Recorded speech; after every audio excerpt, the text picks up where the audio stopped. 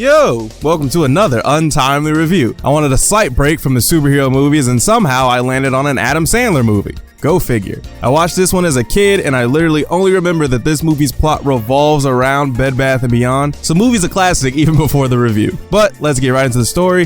So major spoilers for Bed Bath & Beyond's biggest commercial. We open on a TV with static, because the movie's called Click, you guys get it. And we see Adam Sandler sleep on the couch with 4 different angles of Twinkie product placement, so you already know that this movie was paid for in like 15 minutes. These kids try to get some of that golden, creamy, designed to outlast a nuclear apocalypse goodness when Adam Sandler stops them because he's selfish. We find out that these kids are his kids. We get some Dragon Tales product placement, which is always welcome to hear, and we see that remotes are going to be a big part of the movie. I wonder why. Adam fucks around for a couple of minutes, his daughter, being the smartest person we've seen so far, turns the TV on, and Adam goes on an old head rant talking about how TVs used to turn on with knobs, which was dated even in 06, the year of our Lord. So imagine how awful a reference it is now. Anyway, his son calls Adam old, rightfully so, and tells him that their neighbors have a universal remote so they don't have to worry about all those remotes from earlier, even though it was like 4, it's really not that much. The kids then ask him if he can finish building their treehouse, which has been looking like this for 2 months. And he says work's been busy, so they'll have to wait just a little bit longer. Their dog Sundance is humping his dog toy, so the comedy gold is just rolling in. Adam is sexist about what his kids should know about sex, and we find out that Sandler's name in the movie is Michael, but unless we get a character named Adam later, I'm not changing his name. This shitty little neighbor kid is trying to talk big shit to Adam, but he has a pretty good comeback, and because the non-adult is, well, a non-adult, he's pretty upset about it. Then we see Adam commute to work, find out that a meeting he's supposed to be in starts. Hey, that's the guy from the SpongeBob movie. And I don't know if this next scene is racist, but I do know that I don't like how it makes me feel. During the scene that I do not like, we find out that Adam's an architect and the scene is not getting better with the race relations as it goes on. The movie keeps showing its age by saying hoochie far more than it needed to, and even though it's not really resolved, we pick up with Adam and in his office talking about a new proposal. Hasselhoff takes a jab at the Japanese, which is unwarranted, and Adam dips out early to see his son's swim meet. Adam verbally attacks his daughter for a valid question that she had, and this weirdo pops up looking like this at a children's pool. After that, we pick up with a fireworks show and we see more of that workaholic behavior that Adam's family is worried about. Some dipshit teenagers are throwing like M80s or something, I don't know. So Adam gets mad and screams at them. They respond by telling him to go watch VH1 because that's an old person TV station, I guess. I don't know. I've never watched it. And we see a magic trick that completely tricked me.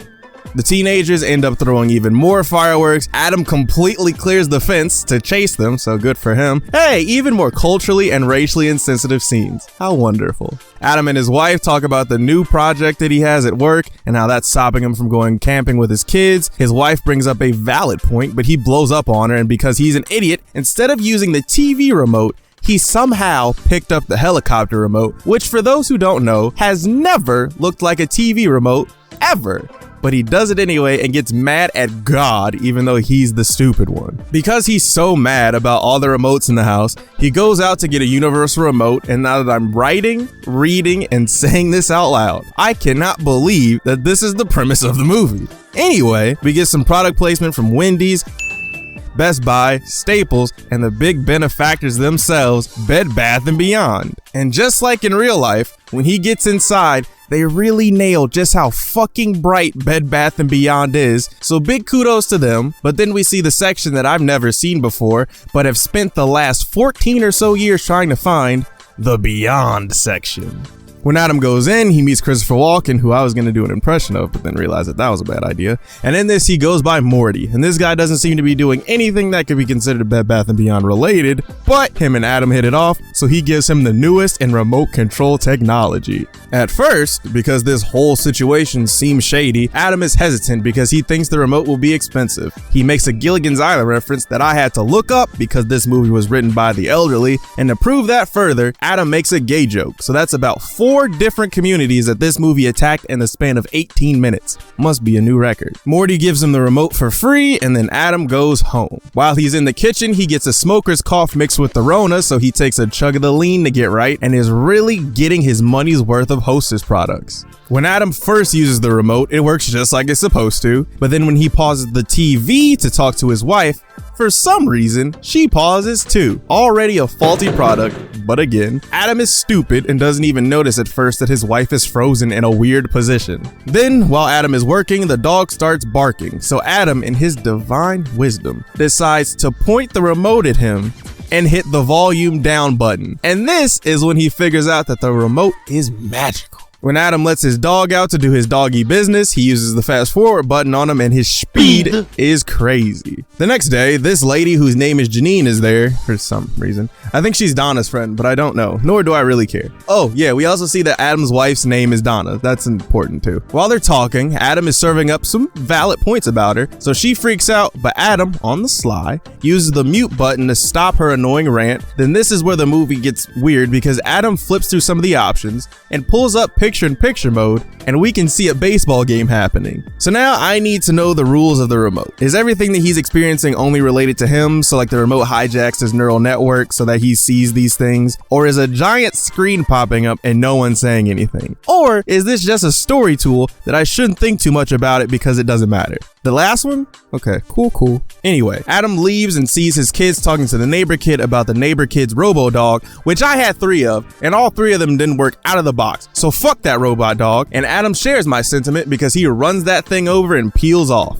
We see he went to go see Morty and he kind of presses him about the remote since, you know, he saw some magical shit and he thinks he's on a reality show. We see him and Morty doing some shit I wish I didn't see, and Morty explains how the remote works. While doing that, we get some James Earl Jones commentary. It's great. Then we get a couple not so great scenes. We can move right past those. We see some of Adam's childhood and we find out the trick to the coin magic trick from earlier, which is lame. They could have just let me have some wonder in my life, but no. Then we pick up with the Hoff. Doing some serious harassment or something that would require an HR intervention at least. This grown woman asked to go to the bathroom for the 2nd time, and I'm really starting to worry about her. When Adam gets home, he indirectly assaults a child, and we see the kids getting ready for their sleepover since they can't go camping. Just like I kind of want to do right now, Adam is skipping through as much as he can, and he makes the craziest statement to his parents. So crazy, in fact, I'm just gonna play it in full so y'all can understand. My schmeckle got bigger now that I'm older, just so you guys know that. You look like a little tic-tac. Yeah, come here, I'll freshen your breath. Bro, what the fuck? What kind of movie is this? Anyway, instead of talking out their differences and issues in their relationship, Adam just skips his entire fight with his wife. He even skips the foreplay to sexy time, but only lasts about 3 minutes, so I honestly don't even know why bro even wanted to rush it. His wife is very sad about it, and once that whole thing is over, Adam calls Morty, who pops up at his door with the quickness, and they go for a walk even though Adam is in a robe. Bruh. White person. Shit. Morty explains what happened and that while he fast forward or goes back, I guess, his mind moves but his body goes on autopilot. Then the funniest part of the movie happens so far when Morty says this. Then Adam goes on a blast from the past with all his old girlfriends and it turns into a body shaming bonanza. After that, he skips an entire cold, which is about 2 days or so it seems like. Because he keeps zooming around his life, he gets strangely excited at the breakfast table, which causes his daughter to ask if he smoked crack. Now, this little girl seems like she's max 5 years old, so where she learned about crack, I do not want to know. On Adam's commute to work, Terry Crews decides to pop up singing for absolutely no reason. Then because Adam Sandler could not help himself, we get some quick objectification and he speeds to work. Once inside, we see it's sexual harassment speech day, so ooh boy, this is gonna get toxic. During the speech, we get some naughty comments from the Hoff. Adam is making his own fun and I get my answer that the remote definitely only affects what Adam can see. When that's over, Adam and Hasselhoff have dinner with his Japanese clients. The Hoff is racist. We get some TGI Fridays propaganda and we get an F-bomb that made me look up the rating on this and it's PG-13. Wow, they were wildin' back in 06. Adam goes back home with presents for his family since he closed the deal. He uses his remote to manipulate his wife. We get the most creative shot in the movie and the Hoff tells Adam that he isn't a partner in the company yet. So Adam's response is to freeze time and slap him a bunch, unfreeze him for a sec, freeze him again and fart in his face. If you couldn't tell already, This is a very mature film. Anyway, Adam goes to talk to Morty because he wants to fast forward a couple months of his life, and while Morty warns against it using a metaphor that's a little too steep for Adam to understand, Adam says he won't do it. But so far in the movie, we can tell he's definitely gonna do it. When we see Adam next, he's at home being a dick to his children, then we see that his neighbors are also dicks to their kid, so maybe that's why he's always acting out, and because the stress has finally gotten to Adam, he fast forwards to his promotion.